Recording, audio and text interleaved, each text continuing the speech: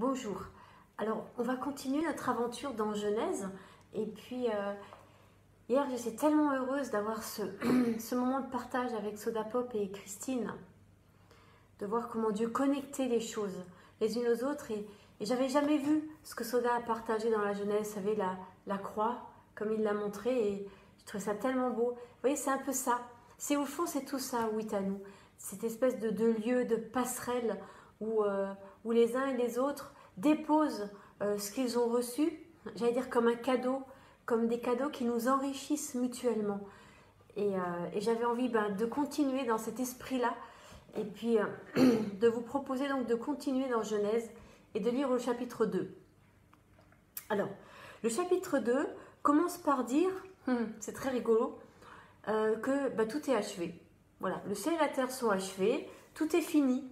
Et puis ça commence par dire le Shabbat, par dire voilà le temps du repos, le temps de laisser les choses comme grandir par elles-mêmes.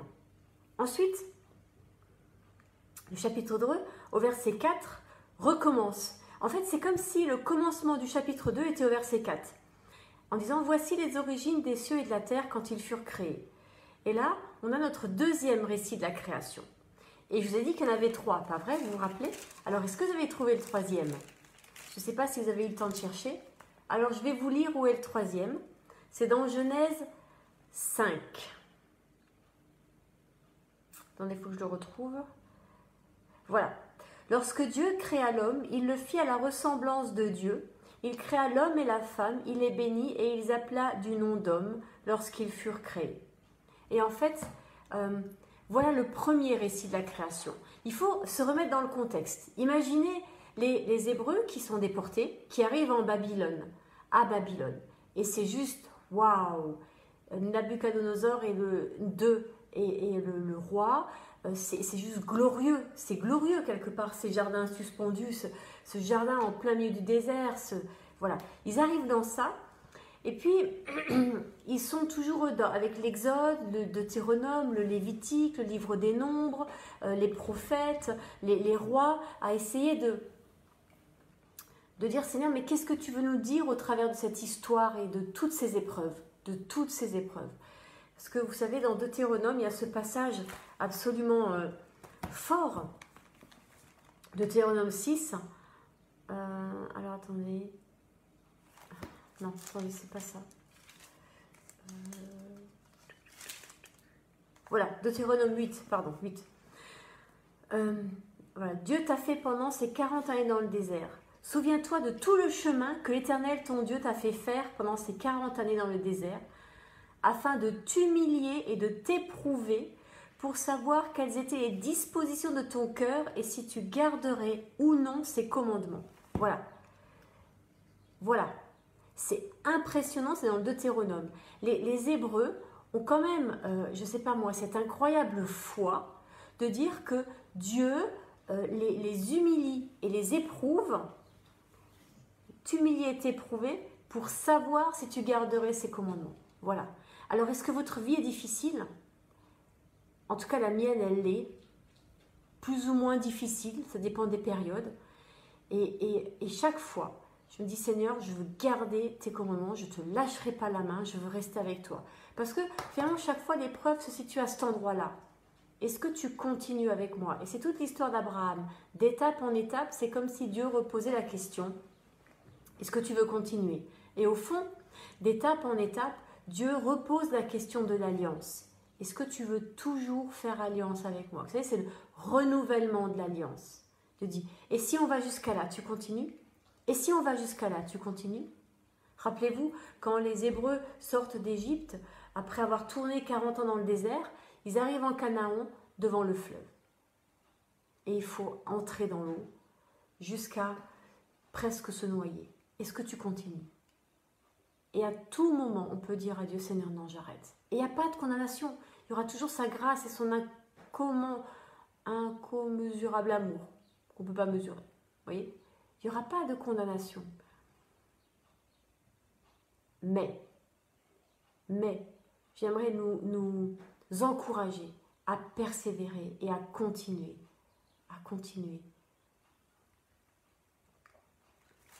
Donc, Genèse 5 est ce premier lieu où il est question d'une création. Et les Hébreux répondent aux Babyloniens, bah oui, Dieu a créé l'homme. C'est très vague, vous savez. C'est très intéressant aussi, parce que regardez le texte. Il dit, lorsque Dieu créa l'homme, il le fit à la ressemblance de Dieu. Il créa l'homme et la femme, il les bénit, ils appelaient du nom d'homme. Voyez, on a de nouveau ce mot de ressemblance qui revient. Et dans Genèse 1, on a le mot de ressemblance qui est là, mais qui est connoté autrement. C'est intéressant de voir comment, tout d'un coup, le texte s'enrichit, comment les choses sont développées. Et dans Genèse 2, on a encore une autre façon de dire la création. Alors si, une idée, je ne me battrai pas pour cette idée-là, une piste de réflexion, c'est de penser qu'au fond, le premier texte écrit, c'est Genèse 5. Le deuxième, c'est Genèse 2. Pourquoi ? Parce que, au fond, quand les Hébreux arrivent en disant « oui, c'est Dieu qui a créé l'homme à sa ressemblance », les Babyloniens leur disent « oui, mais attendez, il faut développer un peu ». Alors, un jardin. Le jardin. Voilà. Et ils vont développer l'idée du jardin et la symbolique, parce que les Babyloniens sont des gens qui vraiment sont dans la symbolique. Et vous verrez comment Genèse 2 va être développée et comment la symbolique de Genèse 2 va rejoindre les Babyloniens pour les amener à rencontrer Dieu, à l'arbre de la vie. Et puis après, comment Genèse 1 va prendre sa place et où Genèse 1 va être intéressant sur la question de la ressemblance. Vous voyez, l'image et la ressemblance. Donc tout ça montre que le texte se construit, qu'il y a là des hommes qui ont écrit un texte en recevant des révélations, mais que c'est leur main d'homme qui l'a écrit. On n'est pas dans l'écriture automatique, on est dans des hommes qui ont un message et qui cherchent autour d'eux, quelque part, quel est le meilleur support pour que ce message impacte. Est-ce que c'est biblique cette façon de faire ? J'allais dire complètement, c'est exactement ce que fait Jésus, quand il utilise des paraboles. Et puis particulièrement, je pense à cette parabole, vous savez, de la femme qui perd sa drachme. Tout d'un coup, ça rejoint toutes les ménagères qui savent à l'époque de Jésus à quel point même une petite pièce est précieuse, voire indispensable pour vivre. Il rejoint tous les bergers. Et à son époque, en Israël, il y avait des bergers dans l'histoire de la brebis perdue. Vous voyez ? Donc c'est vraiment cette façon de rejoindre les gens dans leur quotidien, dans le réel de leur vie. Là, les Hébreux rejoignent les Babyloniens dans le réel de leur vie. Alors ils disent, voici les origines des cieux et de la terre quand ils furent créés. Aucun arbuste dans les champs, l'Éternel ne fait pas pleuvoir, il n'y a pas d'homme pour cultiver le sol, mais une vapeur qui s'élève. Voilà, quelque chose qui s'élève. Et c'est ce que Soda disait aussi, le Saint-Esprit qui plane, et à la fois cette rencontre entre la terre et le ciel. Et là, l'Éternel forma l'homme de la poussière de la terre, et il souffla dans ses narines un souffle de vie, et l'homme devint un être vivant. Et là encore, il y a cette rencontre entre la terre et le ciel, dans l'homme.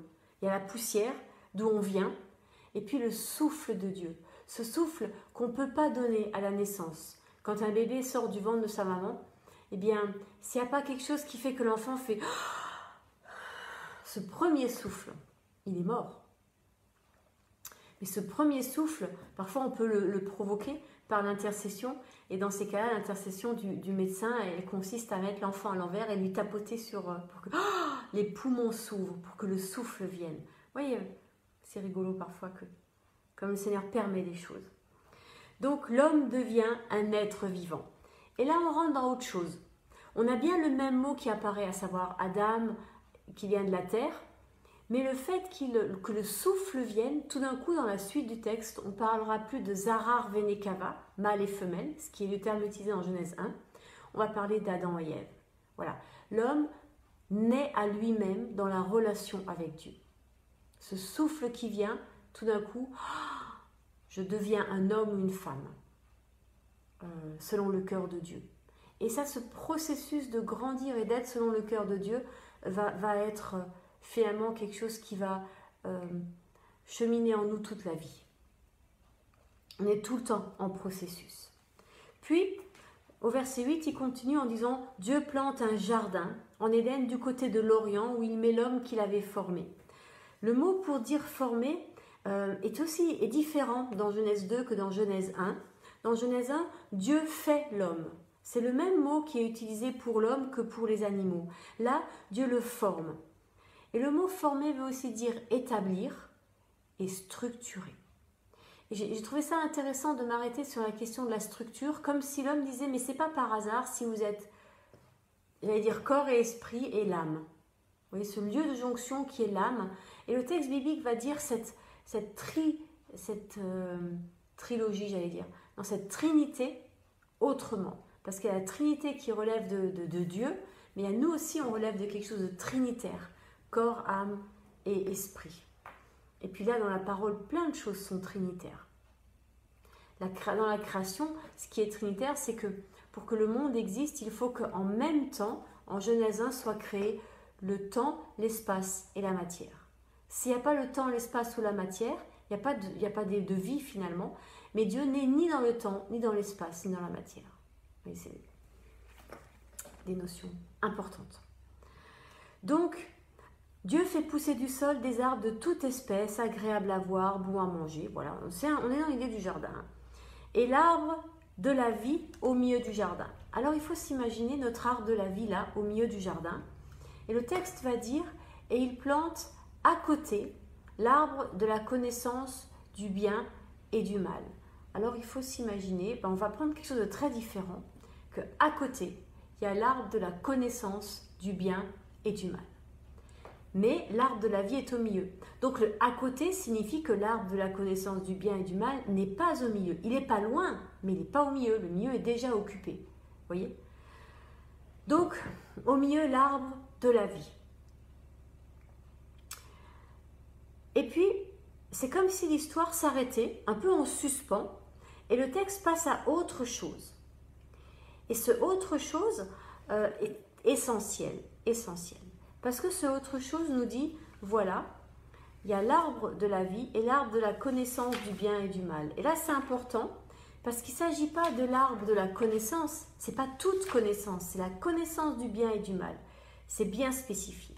Et puis, on nous parle des 4 fleuves qui sortent de l'Éden pour arroser le jardin et qui se divisent, qui se séparent en 4 bras.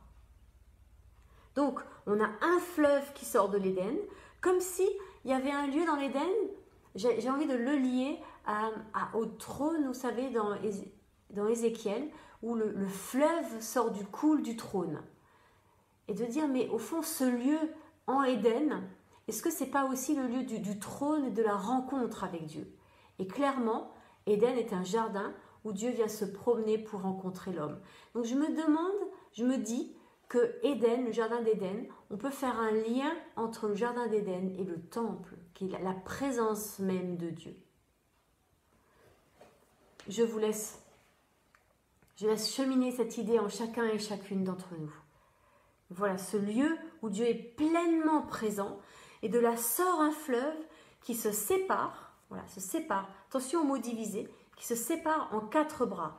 Et vous voyez, quand on fait 4 bras, parce que quand même on a des trucs carrés, ça se voit en plus dans nos bras. 1, 2, 3, 4. Vous voyez? Bien sûr, on peut faire un rond, mais ça reste un peu rigide tout ça. 1, 2, 3, 4. 4 bras. Et qu'est-ce que je peux faire avec ça? Eh bien, j'entoure.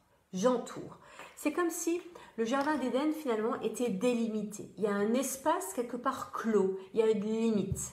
C'est toute la question de la limite. C'est-à-dire, si je sors de cette limite qui s'appelle un jardin, j'arrive dans autre chose qui s'appelle, et le texte biblique va en parler après, le champ. Et le serpent relève du champ.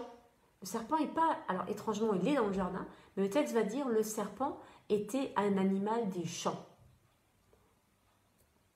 Donc, Dieu met un cadre de 4 manières. Et ça, c'est très très beau. Le premier fleuve s'appelle Pishon. Pishon, c'est le Nil. Ça veut dire l'augmentation. C'est quelque chose où Dieu augmente les choses. Mais ça veut aussi dire se reprendre. Pas être repris, mais se reprendre. Je sens que je dévie, que j'augmente, que peut-être que augmenter a plusieurs couleurs. Ça peut être j'enfle d'orgueil, je m'augmente, et Dieu, je me reprends. Dis non, je ne vais pas dans cette direction. Vous voyez, ce mouvement.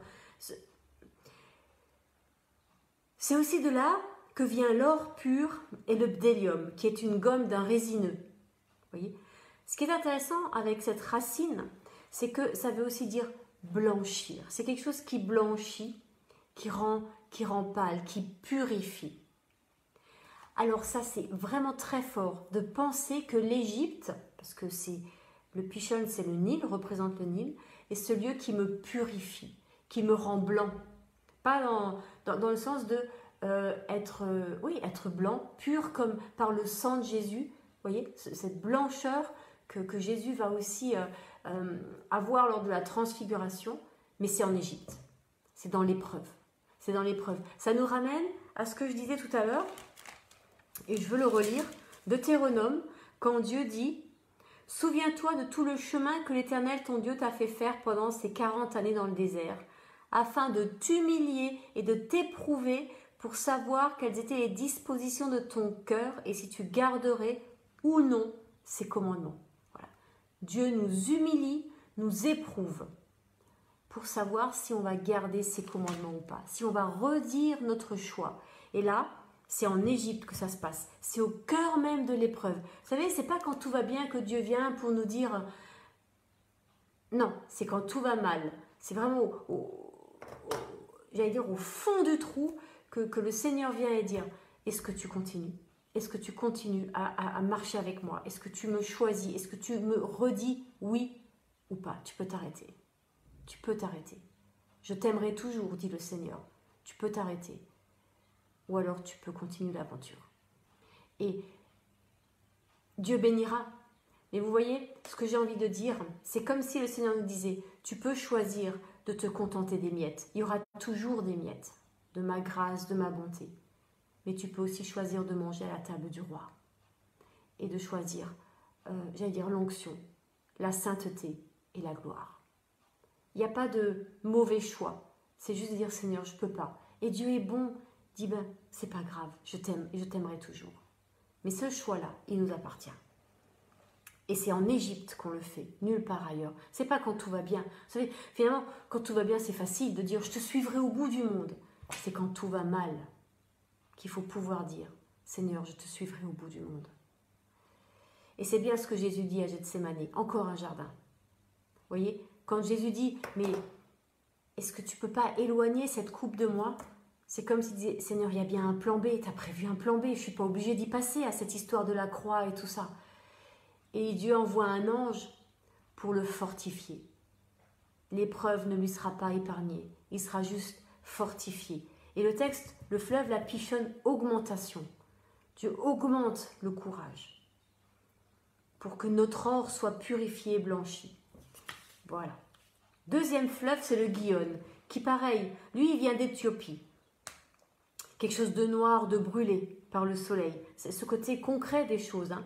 Alors d'un côté, on a blanchi, de l'autre côté, on a noir. C'est toujours intéressant comme le texte est parfois... Et le Gihon, c'est quelque chose qui éclate. C'est une source jaillissante.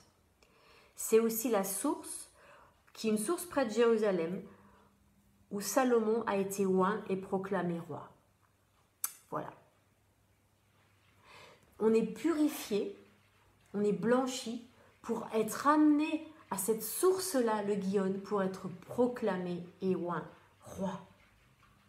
Et Dieu nous remet de la couleur. Vous voyez l'idée du noir? C'est pas... alors je sais qu'on est dans une période où noir et blanc c'est compliqué, on est un peu dans ces questions de racisme, mais c'est un mot qui toujours encore n'apparaît pas dans le Premier Testament. Hein. Dans la Bible, le racisme n'existe pas, la race n'existe pas. Donc la Bible, j'allais dire, s'autorise de jouer avec les couleurs. Et de dire oui, tu es roi, oui, tu as été brûlé par le soleil, par l'épreuve, par la marche, dans le jour, dans le désert. Rappelez-vous de Deutéronome 8, 9 non, je crois que c'est 8. Dans le désert, tu as été brûlé par le soleil, éprouvé. Et c'est là, au cœur de ça, où même physiquement, ça se voit. On a pris des coups de soleil, c'est bien l'idée, hein, du coup de soleil. Pris des coups, tu es roi. C'est là que Dieu vient nous oindre comme roi. Tu es oint et proclamé roi. Troisième fleuve, le Hiddekel, qu'il coule à l'Orient, vers la Syrie. La Syrie. qui est rapide, c'est le Tigre. Le lieu géographique de ce fleuve, c'est le Tigre, qui est vif, léger. C'est comme un pas de danse. Vous vous imaginez, après avoir subi toutes ces épreuves, après être passé au creuset de l'Égypte, avoir résisté à l'idolâtrie, avoir séparé en soi ce qui vient de Dieu, ce qui n'est pas de Dieu, avoir redit encore et encore, oui, je te suivrai, oui, je te donne ma vie. Et tout d'un coup, alors dans ce moment où on est noir, comme brûlé par le soleil, tellement on a pris des coups, eh bien Dieu donne quelque chose qui relève de la légèreté et il nous fait danser. On ira danser sur la tête du diable, de notre ennemi. On va danser, et d'un pas léger, avec légèreté. Là où on croit que vraiment, cette fois, on ne va pas y arriver. Quelque part où même on a envie de dire, mais je vais mourir cette fois. Dieu vient, te tend la main et te relève pour danser. Danse. Et il donne de la légèreté. Incroyable. 4e fleuve, l'Euphrate. Sa racine veut dire jaillir, éclater. Ça ressemble un peu au Hiddekel, qui est rapide, vif, léger. Mais l'Euphrate, ça veut plus dire quelque chose de fertile, quelque chose qui est fécond pour la bonne santé. Vous voyez, comme du spirituel, on en arrive aux choses matérielles. Spirituellement, tu as résisté à l'Égypte. Et la dernière étape, c'est que même ta vie va être en bonne santé. Alors moi, je proclame aujourd'hui que sur tous, nous qui avons résisté jusqu'à en être noirs, brûlés par le soleil, Dieu nous donne 2 choses. La danse, d'être léger et danseur, et la bonne santé. Et je proclame la guérison de toute maladie au nom de Jésus à cause de Genèse. Résistons, résistez à tout ce qui veut nous tirer du côté obscur de la force. Et j'aime bien dire ça. Tout ce qui veut nous tirer du côté obscur de la force, que ce soit en nous, que ce soit dans nos proches, notre famille, notre église, notre communauté. Vous savez, parfois les critiques qu'on reçoit dans l'église ou dans la famille, ou d'avoir des choses difficiles en famille, ou des choses difficiles dans nos communautés locales, ce qui relève de la famille. Et la troisième dimension, c'est la nation et l'église avec un grand E. Donc vous voyez, dans ces 3, moi, la famille, le cercle proche, l'église proche, et la nation, tout ce qui ne va pas dans le monde et tout ça, quand on a résisté à tout ça, et Paul le dit bien, j'ai résisté et j'ai gagné, remporté la couronne de la vie. J'ai gardé la foi. J'ai gardé la foi que Dieu est là, que Dieu agit, que Dieu n'a pas perdu le contrôle et que Dieu entoure et met une limite. Entoure et met une limite. Mes amis, mes frères et mes sœurs, un jour, ça s'arrêtera. Parce qu'on aura résisté jusqu'au bout. Et je ne sais pas vous, mais moi sur ma page Facebook de la semaine dernière, j'arrêtais pas de recevoir ces images, vous savez, où il y a 2 gars qui creusent des galeries, et puis il y en a un qui trouve un gros diamant, et puis il s'en va, et puis l'autre qui a ça, de découvrir mais 10 000 gros diamants, non pas 10 000, 10 gros diamants, et bien à ça, parce qu'il regarde à l'autre, il abandonne. Et il va essayer de creuser là où a creusé l'autre et où il n'y a plus de pierres précieuses, il n'y a que de l'or. Vous voyez, il y a du moins. Alors que s'il avait persévéré dans ce que le Seigneur lui avait donné, dans sa part, c'est l'idée de la part, il aurait eu tellement plus. Et j'aimerais nous encourager à persévérer. Moi, je l'ai reçu comme un encouragement, à persévérer, à dire Seigneur, je veux persévérer à toi. Comment? Mais à genoux. Et te dire, mais creuse ma vie, montre-moi. Et moi, je fais ce qui est écrit au début de Genèse 2. Je reste dans le repos, dans le calme, dans le shalom, dans la plénitude. Shalom qui veut dire à la fois le repos, mais aussi la plénitude. Vous savez, quand Dieu, il dit, il fait Shabbat, là, quand il se retire, c'est pour que la plénitude vienne. Quand Dieu sépare le jour et la nuit, c'est pour que la plénitude vienne. Quand Dieu nous fait passer par les épreuves, c'est pour que la plénitude vienne.